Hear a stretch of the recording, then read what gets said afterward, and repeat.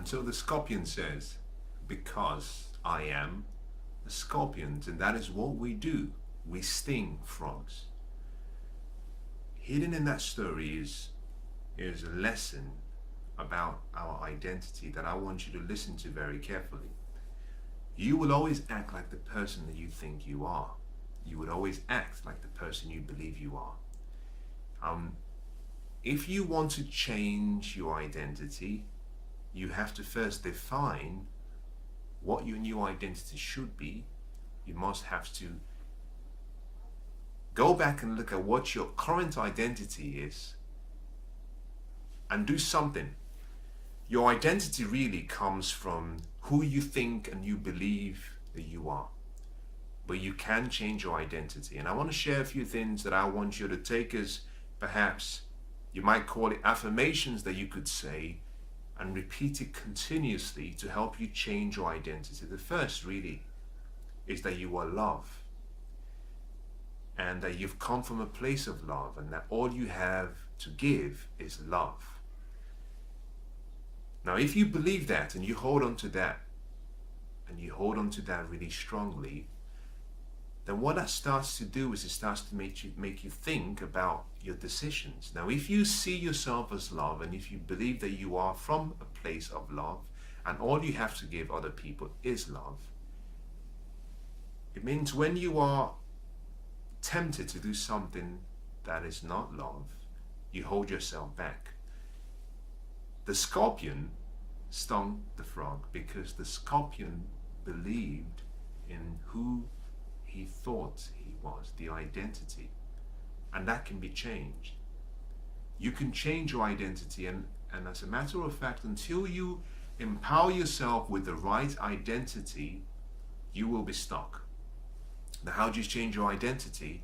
Just simply start to improve and increase what I call your rules, what I call your set of beliefs, your standards about yourself.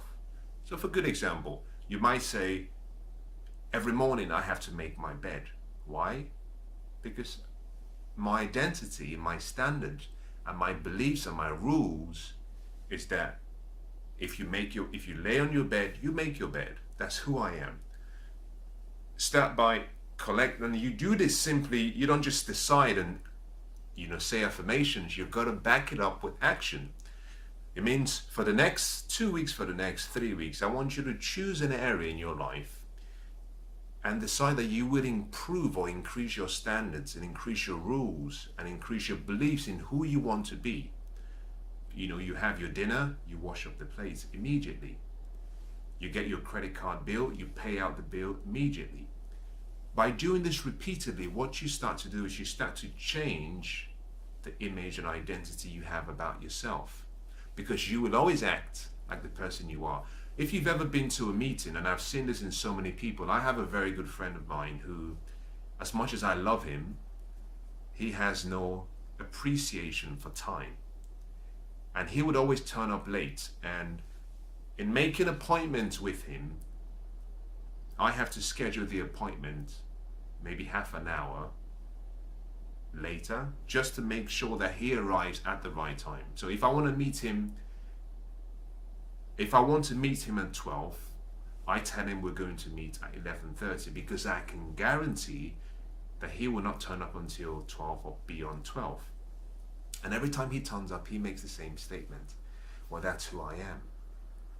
You see, he's accepted the standard of someone who is always late, and so he always acts.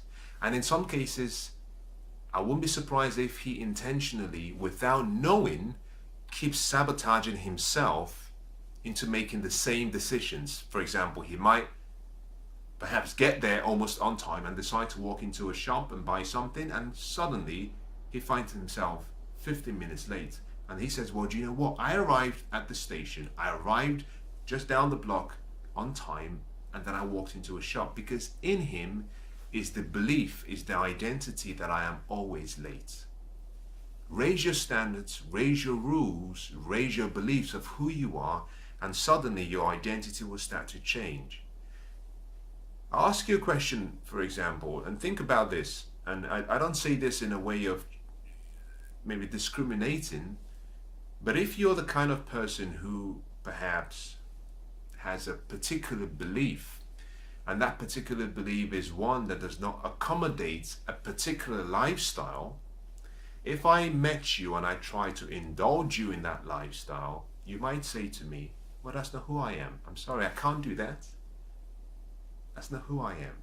The reason you can say that is simply because of your identity. In the same way, if you're someone who has been practicing, maybe you have a habit that it's not empowering you, all you have to do is get leverage on that habit by deciding that I'm going to be a changed person, so that whenever you have a temptation to do the same old habits, you say, well, that's not who I am now. Now, how do you do that? You simply raise your rules.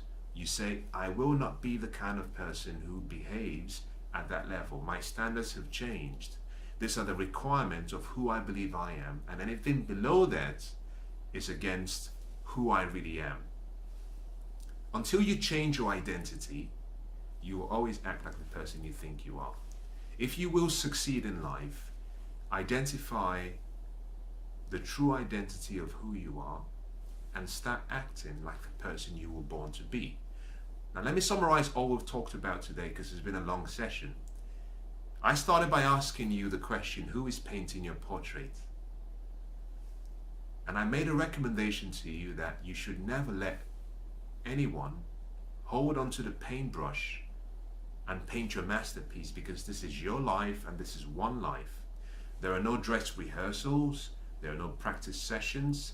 You know, the curtains are up, the camera is rolling. You are the producer, you are the director, you are the screenwriter of the movie called your life. But you have the power of choice. You can choose from today to get a new canvas, to select the spectrum of colors that life has given you, and to paint your masterpiece. And to do that, focus on these areas: your self-image, your self-ideal, your self-esteem, your self-confidence, and your self-identity. If you can fashion and nurture and develop the ideal person that you want to be, and you use those as pillars to support the foundation of your life, then you can have an exceptional life. And I want to wish you the best. Now, I want to hear from you. If this has been of benefit to you, I want you to subscribe to my channel. I want you to send me an email. I want you to send me an instant message on Twitter, on Facebook. I am on Facebook, Facebook with my name. I am on Twitter, Mensah Oteh. I'm on Instagram. Or you can send me a private email. You can send it to contact@mensahoteh.com. If there is something you need my help with, if there's any way I can help you, I want to know. So reach out to me and let me know how I can help you achieve your dreams and goals, and how I can help you become who you were born to be.